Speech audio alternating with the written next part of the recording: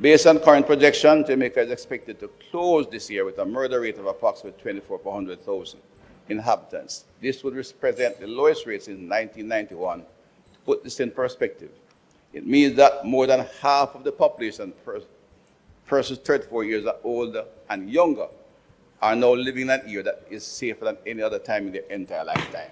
So several other people have made similar claims in recent weeks. In this video, I'm going to show you why they're wrong.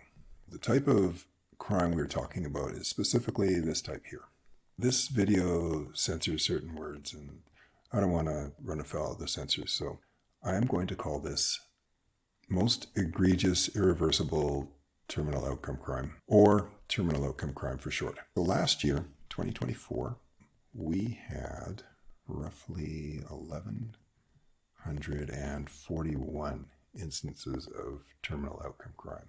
So far this year, we're down 43%.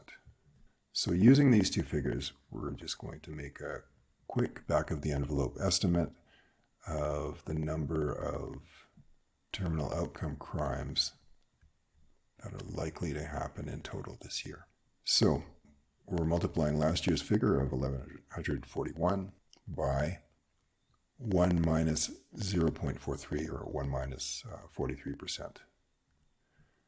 And that will result in 650.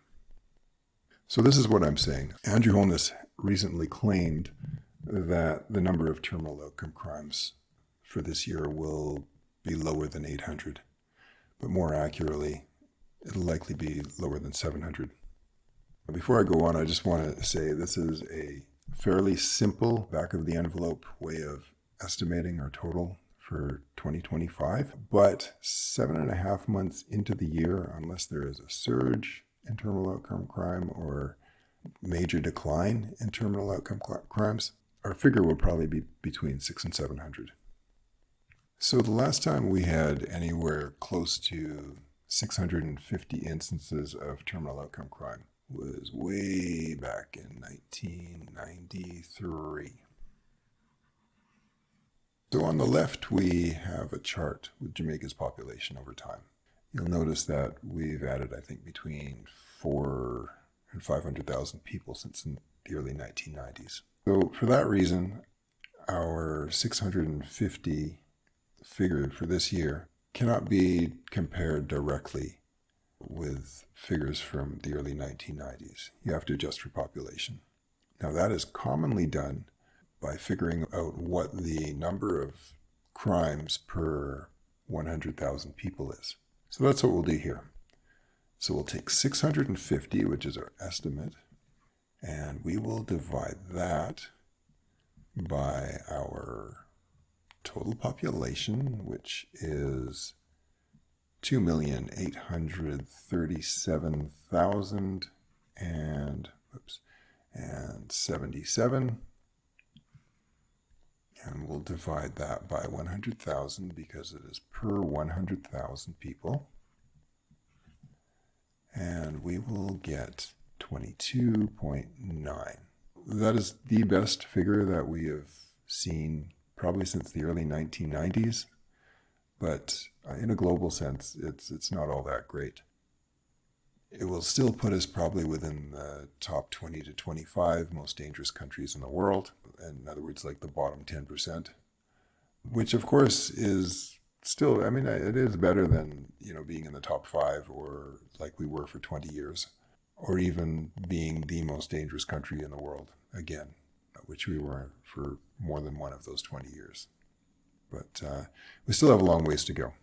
In order to figure out the last time our crime rate was as low as it is likely to be this year, I had to use figures from the early 1990s and late 80s to do the calculation I did on the last screen. I used a spreadsheet to do that. I wouldn't do them manually, of course. So the last time our terminal outcome crime rate was as low as it's likely to be this year was in 1990. That year we had 542 incidence of terminal outcome crime, and we're going to take that and divide it by the population for that year, which was 2,379,877. And we're going to divide that, because it's per 100,000 people, we're going to divide that by 100,000. And we'll wind up with 22.8. Just a little bit below 22.9, the figure we calculated on the previous screen. So, there you have it. Andrew Holness, Kevin Blake, Horace Chang, Christopher Tufton, and Kevin O'Brien Chang are all wrong, because they said we are seeing the lowest crime rates in 25 to 30 years. But 1990 was actually 35 years ago. So they're actually the lowest in 35 years. So thankfully, the 5 of them are wrong, and we are right. The last thing I'm going to show you is a graph of the number of terminal outcome crimes permitted per year since 1962. I notice the graph has mostly gone up through our history until recently. So I'm going to show you that there are 5 periods where the number of terminal outcome crimes per year dropped over 3 years. First is after the 1980 election. You notice that is a pretty steep drop there. Next is after the 1997 election. Again, not quite as steep. After that, it was between 2009 and 2012. It dropped considerably the following 3 years after a peak year of 1,683. That was the highest year we've ever recorded. Following that was between 2017 and 2020. Again, 3rd highest year on record. It dropped for 3 years following. And then lastly is the past 3 years, from 2022 to 2025. Now you'll notice that is the steepest of the 5 drops. To put this in percentages, 1980, an extraordinary event, was the election. It's 52%. It's down 52%. After 3 years. After 1997, the following 3 years, it only dropped by 15%. We could have left that one out. That's not even significant. After a peak year in 2009, it dropped by 35%. And between 2017 and 2020, again, 20%. Not that much to brag about. And for the last 3 years, it's been down 57%.